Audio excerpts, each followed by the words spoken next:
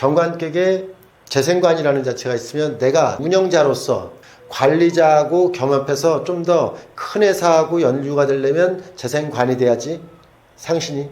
그러면 그걸 갖다가 내가 얼떨결에 운영자로서 태어났는데 운영에 대한 것으로서 정신머리가 있는 사람인지는 정인을 보는 거죠. 그럼 정관격으로 태어났는데 정인이 없다는 얘기는 운영자로서 운영을 하지 못한다를 얘기하는 거라고요. 딱 반대 얘기하는 거예요. 음양이 딱 바뀐다는 뜻이야. 정관격에 정인이 없다는 얘기는 정관은 이렇게 내한테 직책을 줬는데 직책을 갖다가 수행해가는 수행 능력을 주지 않았어요. 업무 수행 능력을 주지 않았다고. 그 업무 수행 능력이 정인이라고. 그러면 정관격 자체를 갖다가 선생님들이 얘기할 때 파격 얘기, 요즘 손님들이 파격도 알아서 파격을 얘기하대. 정관격에 정인 없으면 파격, 그래, 파격, 그래. 그 파격돼서 어떻다는 건데? 이렇게 하면, 그냥 파격이라던데요? 그냥 계속 파격이라던데. 그거 빠지밖에 얘기 안 해. 그러면 정관격에 파격이라서 내가 운영자가 아니라 운영자를 돕는 사람이 되는 거란 뜻이잖아. 그렇잖아요. 그냥 음양 얘기하는 거예요. 없으면 없는 거로 끝나지 말고, 결국은 나는 그래도 어디에서 줄을 쓴 사람이냐면, 운영자를 만나는 사람이에요. 그래도. 운영자를 협조되는 스텝 1, 2, 3 중에 하나예요. 예. 그래도 정제격 동네에 간 게 아니라고요. 한 번 정관격은 영원한 정관격이에요. 파격이라도. 운영자한테 협조하는 사람이라고. 이해되시나요? 그리고 이제 반대로 다 얘기했을 때 상신, 구신을 갖다가 얘기를 할 때 이제 보면 정관격이라는 자체 같은 경우가 식신, 상관 같은 경우가 있으면 기신이잖아요. 기신. 격에 대한 기신이잖아요. 정관격은 직위서열이 있는 동네에서 태어난다는 얘기고 그런 속에 있다는 얘기인데 식신상관이 있다는 얘기는 직위서열이 무너진 게 뭐지?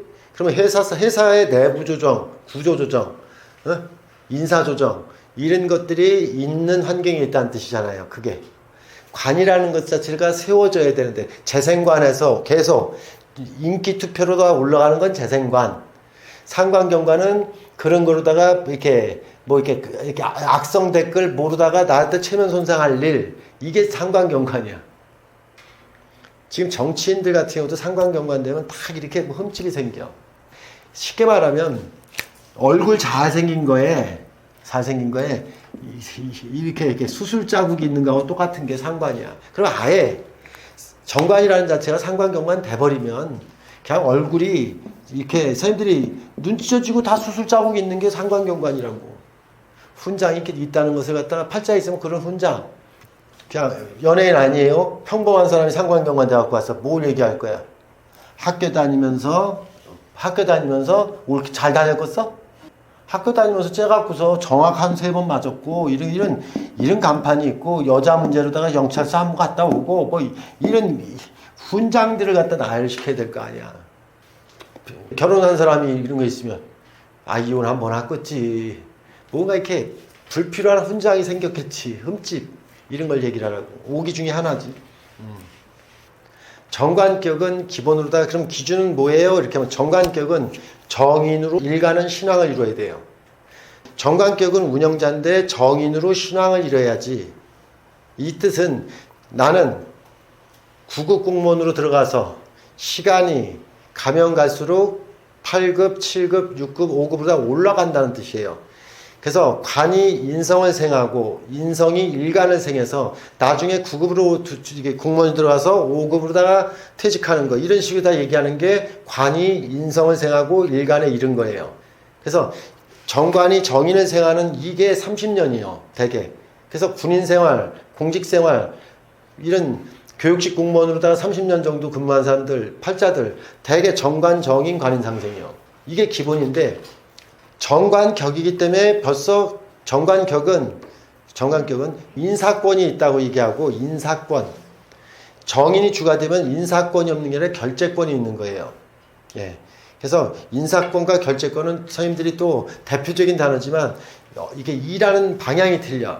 그래서 정관하고 정인하고의 관계 속에서 이 비례관계가 정인이 조금이라도 왕하면 이거는 조금 교육적으로 넘어가요. 근데 정관이 왕하고 정인이 쇠하게 되면, 정인이 좀 쇠하게 되면 이건 행정이야. 이거는 행정이라는 얘기를 했던 것은 혼자서 보는 게 아니라 나는 2-3명 중에 서너 명 중에 한 사람으로서 일한다는 뜻이에요. 그래서 행정이라고. 그래서 정관, 정인, 관인상생에 대한 동정을 놓고 이게 행정인지 교육인지 이걸 갖다 구분하는 법은 거기서 있어. 지금 이 얘기했더니 한 글자를 더 보라니까 일간에 대한 동정으로다 이걸 두 글자 같이 보고요. 재관에 대한 동정, 재성을 같이 보라고 이렇게. 그러면 이걸 보고서 이쪽이 더 크면 나는 팀원으로 일한다는 뜻이야. 팀원. 근데 이게 좀 더 왕하게 되면 나는 기본급 플러스 인센티브를 받는 사람이 된다는 뜻이요.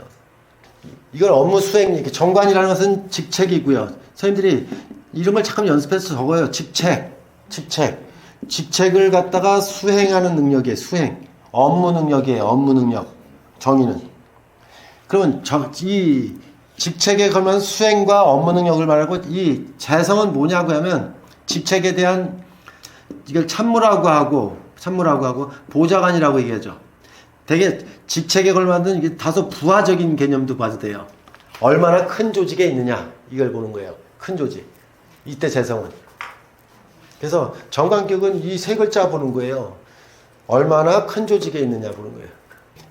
정관격이 근이 이렇게 탁 있으면 근 하나가 탁 있으면 이게 기신이에요.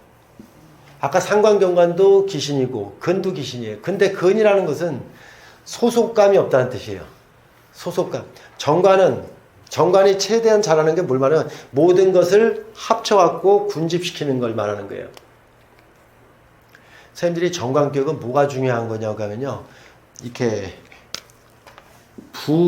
부라는 거 있잖아요. 이게 중요한 거예요. 부부. 남녀로 따졌을 때는. 선생님들이 아내, 남편 이것도 직책이에요. 남편. 정관격은 이렇게 얘기해요. 대접 못 받았다고. 남편 대접 못 받았다고. 이게 직책이라고.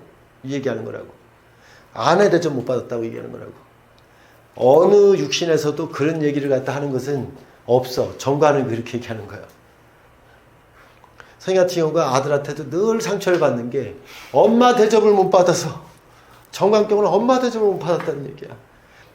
이 내 포지션에 대한 걸 엄마, 삼촌이면 삼촌, 이런 고모면 고모, 동생이면 동생 이런 거에 대한 어떤 직책이 별건 줄 알아요. 정관이 이거 얘기하는 거예요.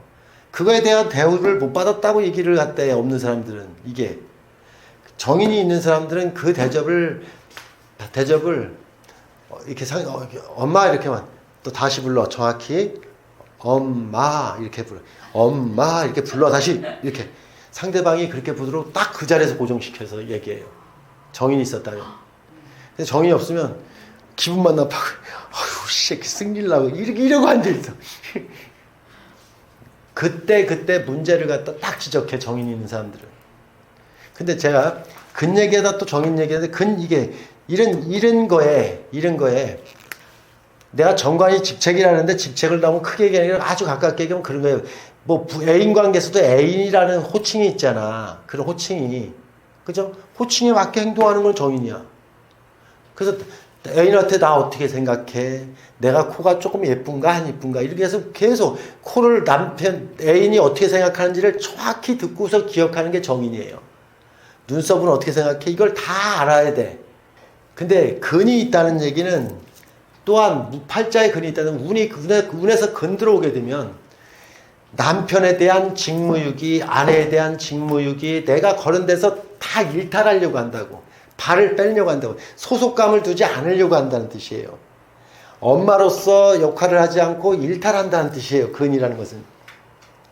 근데 그거를 내가 잘 몰라. 그 사람이. 우리 명리하는 사람은 그걸 딱 보고서 아는 건데 그분은 그걸 갖다가 그분 나름대로의 삶의 방식에 따라서 핑계를 대요. 저 근 하나로다가.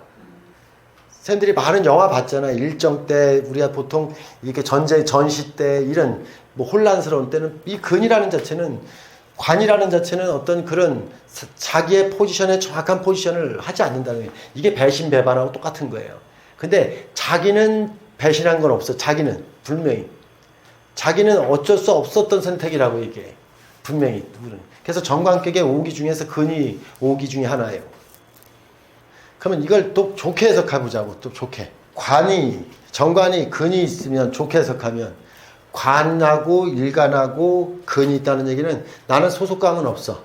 하지만 사람도 중요하고 회사도 중요하고 남편이라는 것도 중요하고 나도 중요하고 이렇게 생각한다. 이분화됐다는 뜻이에요. 정관격의 비견은 뭐예요? 아까 동료라고 얘기했죠. 좋게 얘기해서 동료지만 나쁘게 얘기하면 정관격의 비견이 있다는 얘기는 이미 근처럼 있잖아요. 나는 정관이라고 하는 엄격한 직위설 속에 있는 게 아니라 자기 나름대로 사조직 만들겠다는 얘기야. 그게 사단법인체야. 대개. 사단법인이라는 말이 나온 게 정관격의 비견이 투과됐기 때문에 사단법인이 나온 거예요. 용의 몸통과 꼬리가 되느니 뱀머리가 되겠다는 사고가 가죠. 뱀머리가 되겠다. 그래서 나한테 굽신굽신 되는 사람들하고 어울리고 내가 굽신 될 사람들은 안 간다는 뜻이요. 이게 비견이에요. 말은 동료라고 했지만 동료라고 하는 게 경 얘기할 때는 이렇게 얘기가 틀려져. 정관에 겁재가 있는 사람들은 이제 비견이 아니라 겁재가 이렇게 투간돼 버리면 이것도 소속이라고 하는 소속감 자체에서는 벌써 이렇게 이미 맹목적으로 돼 있잖아요. 1등 근성이 나와요. 1등 근성. 내가 이렇게 그 중에서 제일 나야 돼. 아까 비견 자체는 내가 그걸 지향하는 거지만 겁재라는 것은 내가 벌써 정관이 겁재를 제한 거예요. 이미. 내가 다스리는 사람 생긴다는 뜻이에요. 비견 자체하고 겁재하고 비슷한 것 같은데 조금 다른 거는 겁재라는 것은 벌써 우위를 점유한 거예요. 이미. 정관격의 비견은 우위를 점유해 가는 과정을 가는 거고요. 겁재는 우위를 점유했어요. 출신에 대한 것 자체가 이미 거기서도 출발해요. 그게 겁재예요.